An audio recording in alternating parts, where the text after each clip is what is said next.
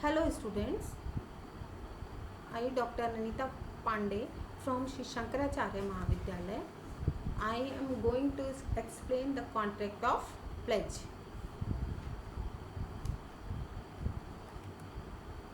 Meaning and essentials of pledge. Let's see what is pledge.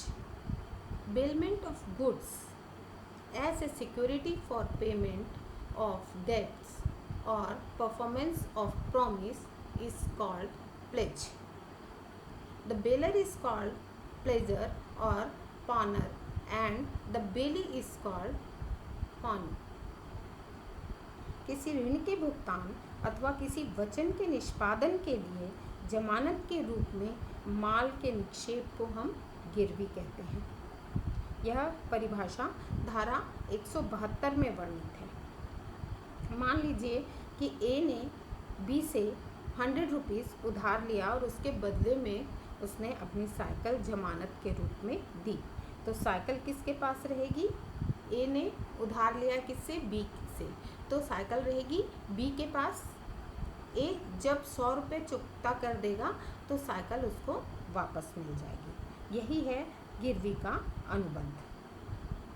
गिरवी अनुबंध की जो सबसे महत्वपूर्ण बात होती है वह यह है कि केवल चल संपत्ति यानी मूवेबल जो प्रॉपर्टी होती है उसी की गिरवी रखी जा सकती है। अचल संपत्ति इनमूवेबल प्रॉपर्टीज की नहीं, अर्थात केवल वही वस्तुएं गिरवी रखी जा सकती हैं जिनका उल्लेख वस्तु विक्रय अनुबंध अधिनियम में किया गया है। Let's see characteristics of pledge. Number 1 क्या लक्षण होता है? Number 1 delivery of goods to be placed. जो वस्तु गिरवी के रूप में रखी है उसको गिरवी रख लेने वाले को देना पड़ता है। सेकंड है वैलिड कॉन्ट्रैक्ट। ये क्या है? जो गिरवी का अनुबंध है वो वैलिड कॉन्ट्रैक्ट होता है, इसलिए इसमें एक वैलिड कॉन्ट्रैक्ट की सारी विशेषताएं होती हैं। यानी कि कम से कम 2 पार्टीज़ होते हैं, जो पक्षकार दोनों पार्टीज़ हैं उनमें अनुबंध करने की क्षमता होनी चाहिए। अनुबंध करने की क्षमता अर्थात कि वो वयस्क हो, स्वस्थ मस्तिष्क का हो और उसको किसी राज नियम के द्वारा अनुबंध करने के अयोग्य घोषित ना किया गया हो। और नेक्स्ट है राइट ऑन प्लेज, मतलब जो गिरवी रखने वाली जो वस्तु है उस पर गिरवी रखने वाले व्यक्ति का वैधानिक अधिकार होना चाहिए। यानी कि वो वस्तु उसकी खुद की होनी चाहिए, चोरी की या किसी की छीनी हुई नहीं। Time of delivery. Time of delivery is important because time period is, for example कि किसी ने किसी से लोन लिया, अगर वो 3 साल के लिए लिया है तो जमानत के रूप में उसने जो भी वस्तु रखी है उसको 3 साल के बाद ही जब वो लोन चुकता कर देगा तभी ले जा पाएगा। अगर वो लोन का भुगतान नहीं करता है तो ऐसी कंडीशन में जिस व्यक्ति ने गिरवी रखा है वह उस वस्तु को बेचकर अपने लोन की रकम जो है वो प्राप्त कर सकता है।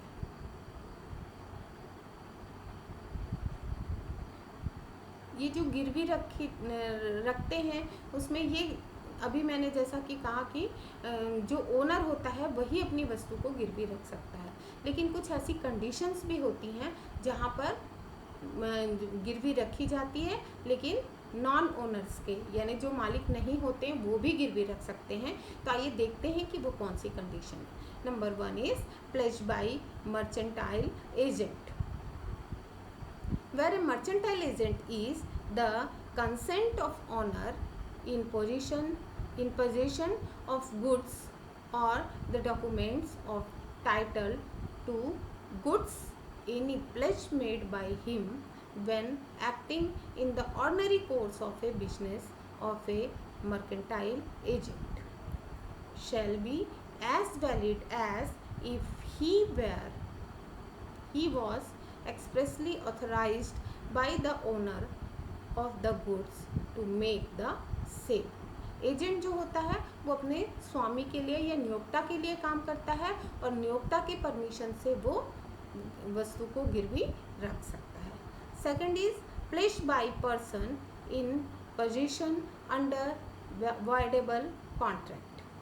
When the pawners has obtained possession of the other goods placed by him under a contract voidable under section 19 of section 19A, but the contract has not been retained at the time of pledge, the pawnee acquired a good title of goods provided he acts in good faith and without notice the pawner's defect of title. Next is place where pawner has only a limited interest. Where person place goods in which he has only a limited interest, the place is valid to extent of that interest. Next is place by co-owners in possession. Co-owners pledge के लिए co-owners भी होते हैं, एक से अधिक owners हो सकते हैं, और where the goods are in possession of one of the co-owners with the consent of the other co-owners, such co-owner may create a valid pledge of goods. Pledge by seller or buyer in possession after sale. Pledge by seller or buyer in possession after sale is valid pledge provided it in the good faith.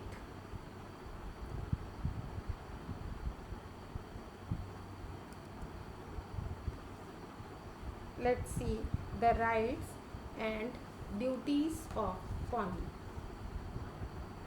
Right to retain, first इसका वर्णन धारा जो 173 to 178 तक किया गया है. Number 1 is right to retain, माल को रोकने का अधिकार. गिरवी रख लेने वाला जो व्यक्ति होता है वो गिरवी रखे गए माल को केवल ऋण के भुगतान अथवा वचन के निष्पादन के लिए ही नहीं अपितु ऋण के ब्याज तथा उन पर आवश्यक खर्चों के लिए भी रोक सकता है. कहने का मतलब ये है कि यदि किसी पर्सन ने किसी दूसरे पर्सन से 10,000 रुपये लोन लिया और उसका इंटरेस्ट 1,000 रुपये देना है, तो जब तक वह पर्सन 11,000 रुपये टोटल नहीं दे देता तब तक के उसकी जो वस्तु है उसको रोक कर रख सकता है गिरवी रख लेने वाला. Second is right to particular lien. गिरवी रखने वाले ने एक वैथनी अनुबंध के अंतर्गत यदि प्राप्त माल को गिरवी रखा है तो ऐसे माल के संबंध में गिरवी रख लेने वाले को अच्छा सत्व या गुड फेथ प्राप्त हो जाता है, बशर्ते कि उसने गिरवी रखने वाले से माल को सद्भावना यानी कि गुड फेथ तथा गिरवी रखने वाले के बैड टाइटल के बिना ही गुड फेथ के साथ बिना सूचना के उसने प्राप्त किया है, यानी उसको ऐसी कोई सूचना नहीं थी. नेक्स्ट है right to extraordinary expenses. असाधारण व्यय पाने का अधिकार. गिरवी रख लेने वाला व्यक्ति गिरवी रखने वाले से उन सभी असाधारण व्ययों को पाने का अधिकारी है जो उसने गिरवी रखे गए माल की सुरक्षा के संबंध में खर्च किया है.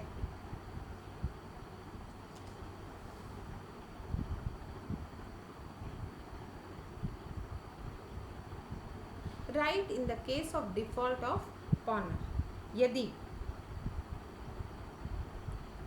जो गिरवी रखने वाला है नियत समय पर ऋण के भुगतान अथवा वचन के निष्पादन जिसके लिए वह माल को गिरवी रखता है त्रुटि करता है तो गिरवी रख लेने वाले को कुछ अधिकार प्राप्त हो जाते हैं.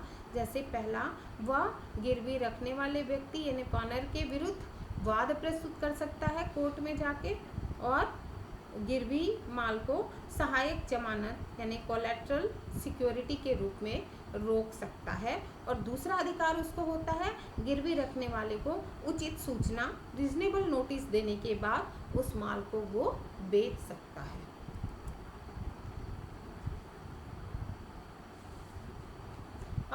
Rights and duties of पानर।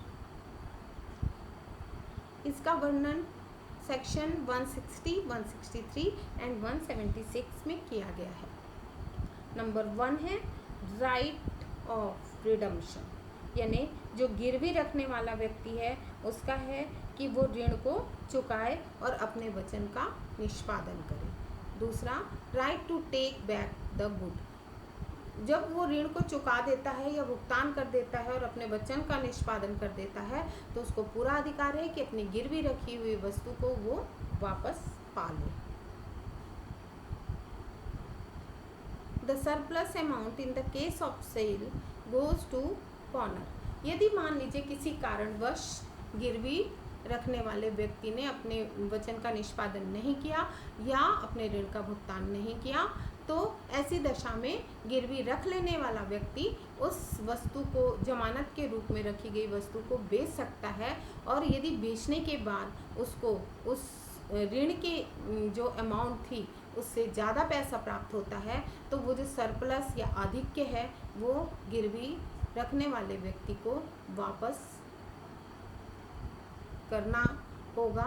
अर्थात गिरवी रखने वाले व्यक्ति को ये अधिकार है कि वो अपने सरप्लस अमाउंट को उस गिरवी रख लेने वाले व्यक्ति से प्राप्त कर ले।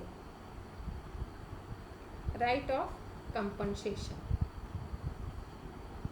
राइट ऑफ कंपनसेशन इसमें अगर कोई क्षतिपूर्ति होती, गिरवी रखने वाला व्यक्ति क्षतिपूर्ति करने के लिए बाध्य होता है। यदि गिरवी रख लेने वाले को बाध्य होकर माल बेचना पड़े और प्राप्त धन जो है वो बकाया धन ब्याज से कम होता है, अगर सरप्लस होता है तो गिरवी रखने वाले को वापस मिल जाता है, लेकिन यदि धन कम होता है तो उसको अपनी क्षतिपूर्ति कराने का अधिकार प्राप्त है। धन्यवाद। आज के लिए नायका।